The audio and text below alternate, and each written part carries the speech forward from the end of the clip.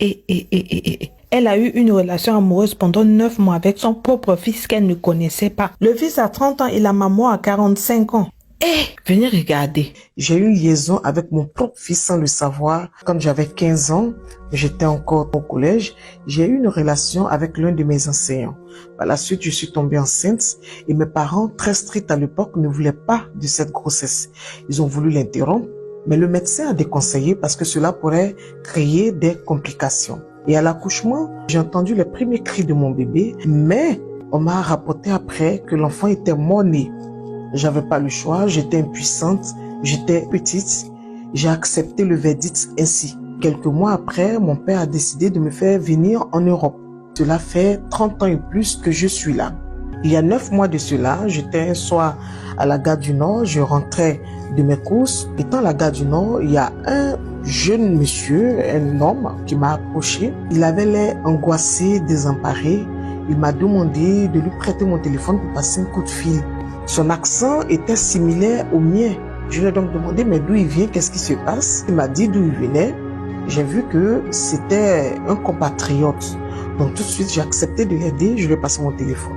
Malheureusement, le numéro qu'il a composé ne passait pas. J'ai moi-même insisté, ça ne passait pas. Nous sommes restés là près de 15 minutes. Au moment de partir, il m'a supplié de l'aider parce qu'il n'avait personne. Donc je suis encore restée pour essayer de comprendre ce qui n'allait pas. Et là, il m'explique qu'il était arrivé le jour même. Il venait chez son oncle. Il a appelé son oncle étant à l'aéroport. Son oncle lui a indiqué comment faire pour arriver à la gare du Nord et que là, il allait venir le chercher. Depuis le matin, il est là, il appelle, le numéro ne passe pas. J'ai proposé qu'il vienne avec moi, vu qu'il faisait froid et tout ça. Donc il est venu avec moi. Il a mangé, il s'est rafraîchi, je l'ai installé.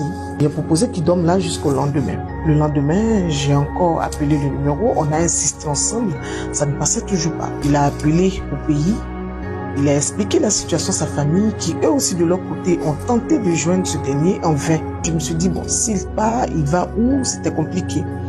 Donc j'ai décidé, je ne sais pas pourquoi, de le garder un moment. Après 2 semaines, c'était toujours pareil, on n'avait pas joint. Donc, mais bon, au fil du temps, avec le rapprochement avec lui, il est tellement serviable et sympa, il m'aidait vraiment dans la maison et tout. Je ne sais pas, un soir après un repas, on a pris un peu de vin et puis c'est parti. Ainsi, nous avons commencé une liaison lui et moi. Moi, j'ai 45 ans et plus, mais je ne fais pas mon âge. Par contre, lui, c'est un monsieur d'une carrure assez imposante. Donc, nous sommes restés dans la relation. Au bout de 3 mois, il a pu joindre l'oncle. L'oncle a demandé où il était, il voulait l'adresse pour venir le chercher. Et il a demandé mon avis. Moi, j'étais déjà habitué à lui, et vu que je suis seul depuis très longtemps. Donc, je lui ai dit non, il peut rester, il n'y a pas de problème. Du coup, il a donné l'adresse à l'oncle, mais il a dit qu'il allait rester là.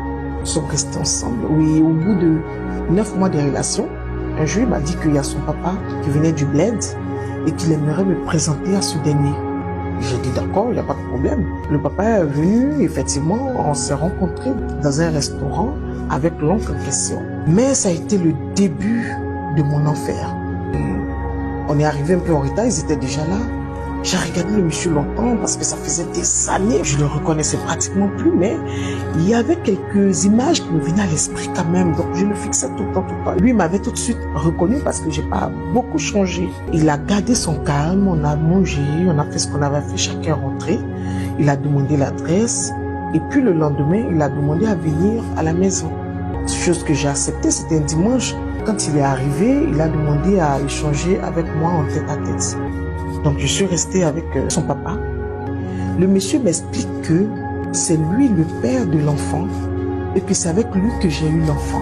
Je lui ai dit non, ce n'est pas possible parce que mon fils à la naissance est mort. Il a dit non, à la réalité, l'enfant n'était pas mort. C'est là qu'il va m'expliquer que mes parents étaient rentrés dans un deal avec eux et que mes parents avait dit qu'il ne voulait pas de la grossesse, ne voulait pas de l'enfant, et que s'ils veulent l'enfant vivant, à la naissance, qu'ils s'arrangent à récupérer l'enfant, eux ils vont faire déclarer l'enfant mort-né, comme ça je vais accepter de voyager.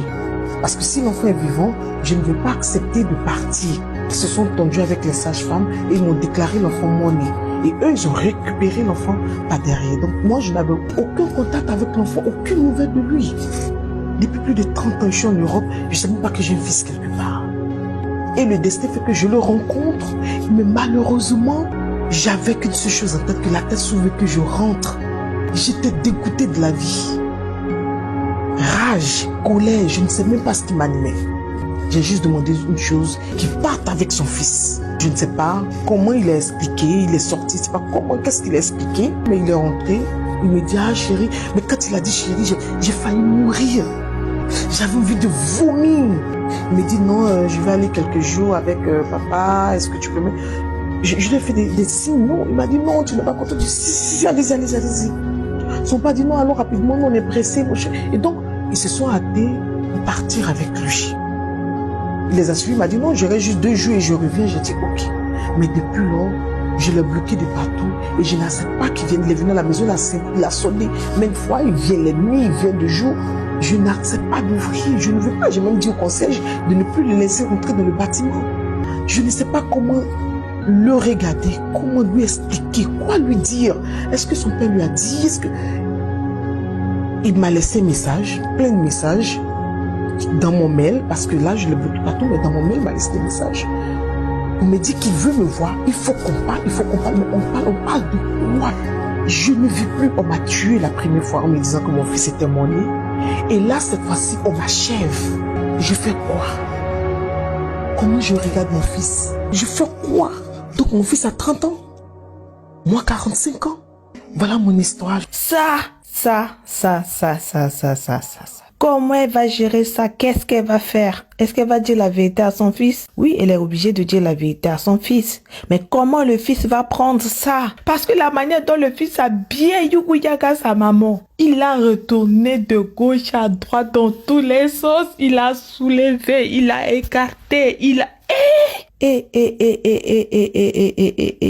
les parents, faisons très attention quand on prend souvent certaines décisions à la place de nos enfants là. Réfléchissons bien. Je comprends que c'était pour la protéger que vous avez fait ça. Mais à un certain âge, le mieux c'était d'expliquer à la fille que voilà, quand tu étais petite, il y avait eu ça. On est obligé de te mentir juste pour te protéger. Vous lui avez rien dit jusqu'à elle a grandi. Et le destin a fait que aujourd'hui,